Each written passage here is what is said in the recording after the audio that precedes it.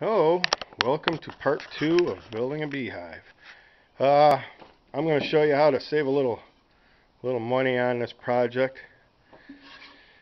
In order to get, here's the dimensions. Hopefully you can read my handwriting.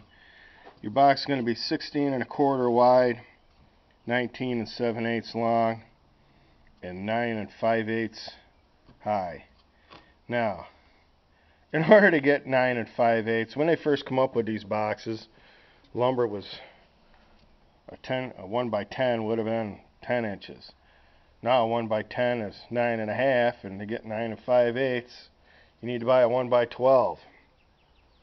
So I use a 1 by 12. I got some old boards here I'm going to be using because I'm about to cheap recycle old lumber. For my ends, I use a piece of 1 by 12. But to save a little money on my sides, you can get away with a couple of 1 by 6s. You can buy 2 1 by 6s cheaper than a 1 by 12. And you rip them down a length. And this here is what you rip off from a 1 by 12. You'll have this much left, and you cut it for handhold cleats. A lot of guys don't like the cleats if they're into migratory beekeeping, where they're trucking beehives around, because they like to keep their hives very tight together. And it'll take up a couple inches of space between your hives. But if you're only going to have a few hives, they work great. I'd rather lift with a cleat than the little handhold cutouts. But you can do either or. Now, I'm going to show you how to do the rabbit here for your frame rest. I'll show it from the side there. You can kind of see what that is. And our hole of life in the front there. I've explained that in other videos. That's uses an upper entrance, extra ventilation. So let's get started. Okay, now where'd my board go? When I showed you the dimensions of the 16 1/4, that's the overall width. Your board is going to be inside your 2 outside boards. I'm using 3/4 inch lumber. So you need to deduct 1 1/2 inches, which gives you 14 3/4. That's how long you want to make your end pieces.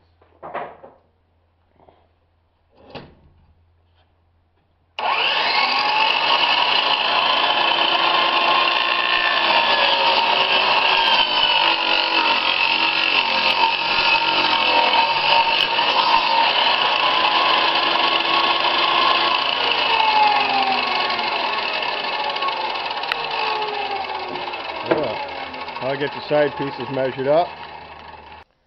Okay, I've gone ahead and set up my table saw to rip this 9 5/8. If you're using recycled lumber like I do, you want to pick the best part if you got a lot of knots on one edge.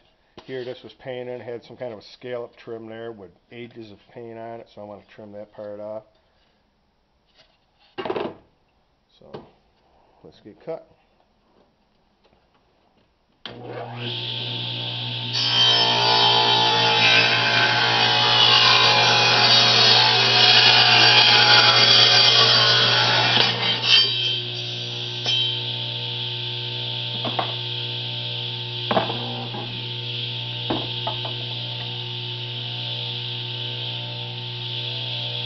This will hit the scallop, but this one side's a little rotten, so that side I'm going to trim off.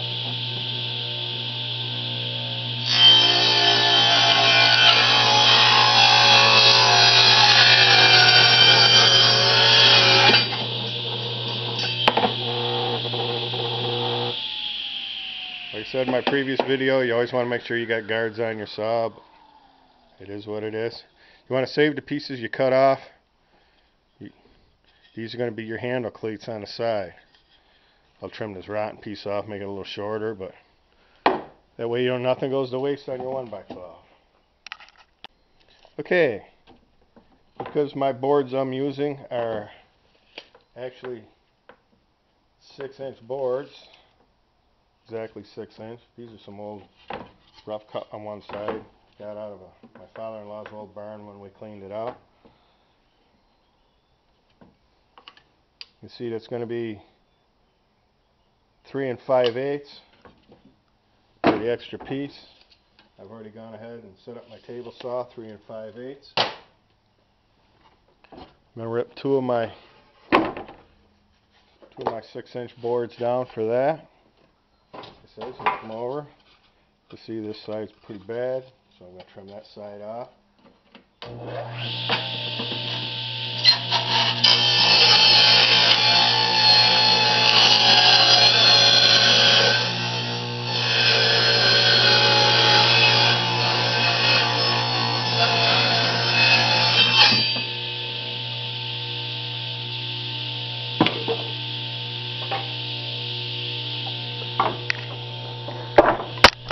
Oops, sorry about that.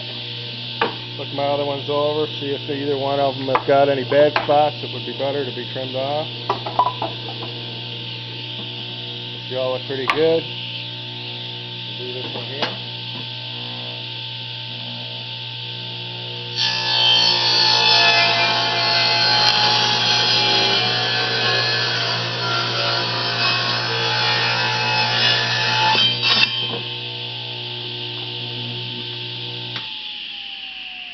Okay, now I'll get set up and we can start doing some... Oh, I got to trim my rabbit ends.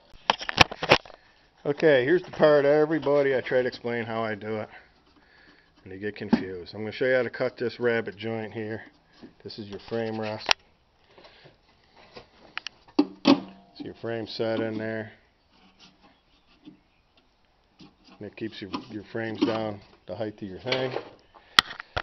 Oh, okay, I'll show you how to do this without a dado joint. If you just got a simple little table saw. This is a piece I've saved. It's about 5/16 by 7/16 or so. You gotta play around with a piece of scrap lumber till you get it about right. So you gotta run it through here. Looks about right.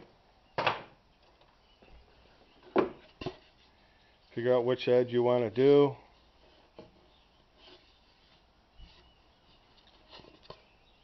I think I'm going to do, this is a good square edge. Sure you're in view there.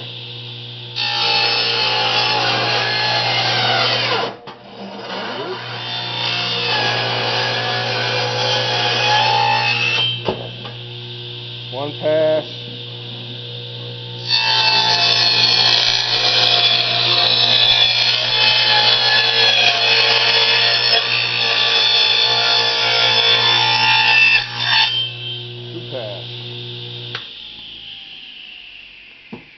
Wasn't quite set up right, but that'll break right out. You pop that piece right out. Little so you can see that there. A little bit you can trim up with a knife. So I make the frame rest. It could have been a little bit deeper, get a little more rest, but that'll work. Okay, now comes the assembly.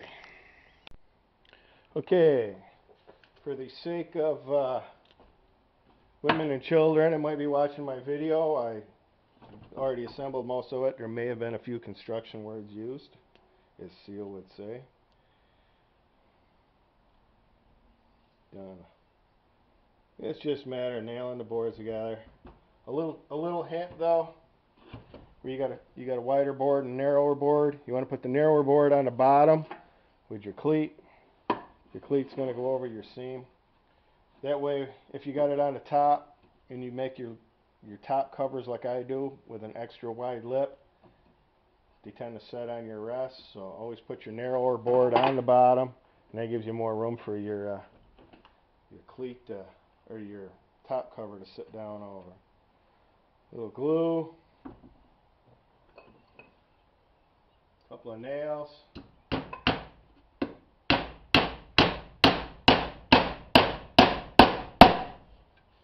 You can use wood screws. I prefer wood screws, but I need to get to the store and get some. I am plumb out of screws.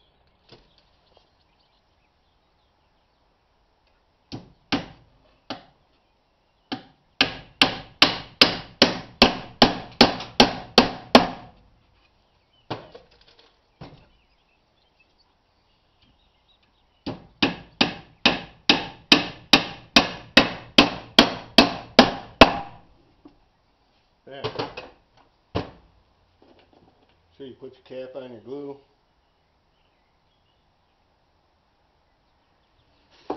Now this is the point where I'd take my handhold and I would screw it there, put a little glue on there. Yeah, it's got the paint on it. I'd probably put the paint on the top. Screw it down, kind of get it centered. You can have these full length if you want. They were rotten on one edge, so I trimmed them both the same.